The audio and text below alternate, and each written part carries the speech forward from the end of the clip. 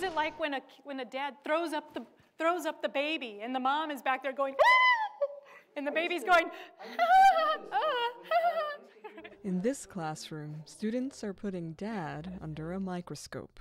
We don't know of another course actually that's taught with a kind of perspective that brings in biology and different cultures and the sociology, and an evolutionary perspective brings that all together, and that's really what the wish was for this kind of a course. There has to be a real benefit. Really is kind of a little bit of an operation manual for being a human being. It's a University of Arizona course called Men, Fatherhood, and Families, a Biocultural Perspective. It's taught by Dieter and Netzine Steckles, a husband and wife team of primate researchers, and it's so popular, it fills up every time it's offered. I don't think that's worthy of a hoot yet. 92%, that's pretty good. It's good? What do you think? Very mild. Well, mild, small hoot. Dieter and Netzine draw from research across disciplines and species to explore what fatherhood is all about. The class covers everything from the social and evolutionary basis of dating to the role fathers play in different societies and periods of history.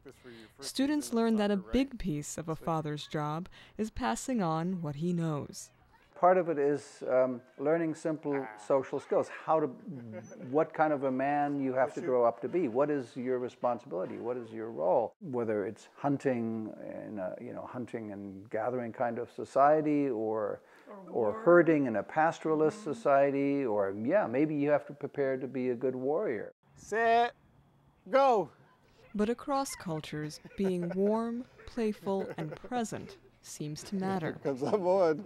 What you want to provide as a loud and clear, unambiguous, if you like, signal to your son or your daughter is that I'm present, I'm engaged, I'm supportive, I'm basically here to help you grow up.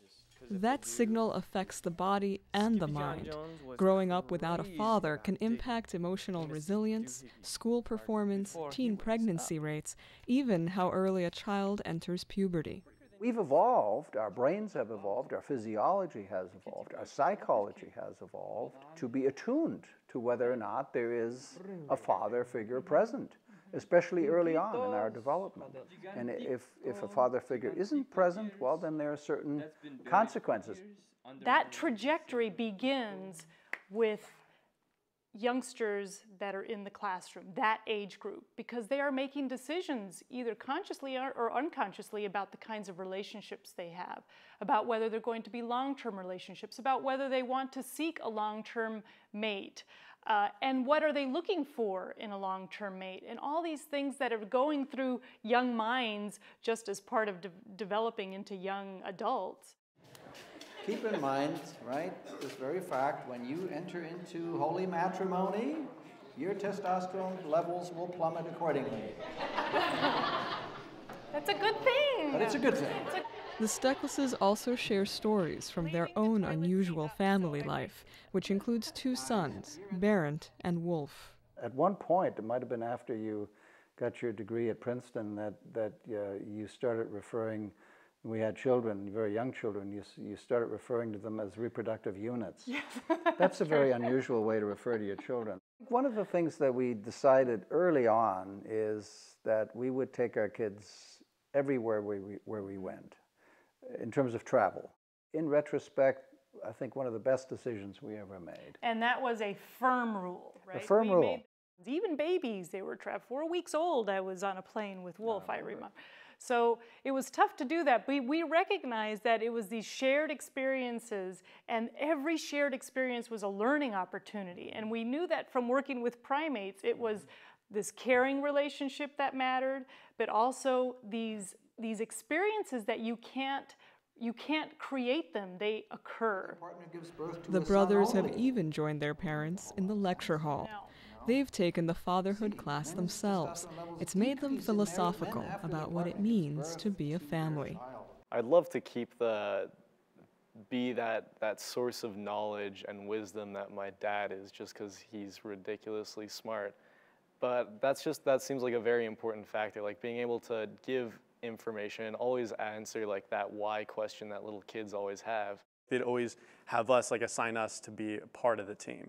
Be like, yeah, okay, yeah, you guys, you mean, like, you know, do this, and that'll help us, kind of thing. Or, you know, it just made us all feel like one family unit overcoming something hard. And that just builds, you know, family cohesion, and it also makes you feel, you know, like you're loved and wanted and part of something bigger. For Julie Nguyen, a recent UA grad, the class hit close to home for different reasons.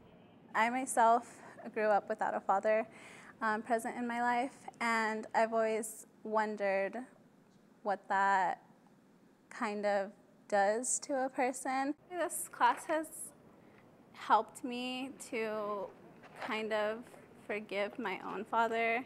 I can look at the social sciences aspect of it or the evolutionary biology aspect of it, and I can appreciate that, and I can at the same time step back and be okay with my father's absence.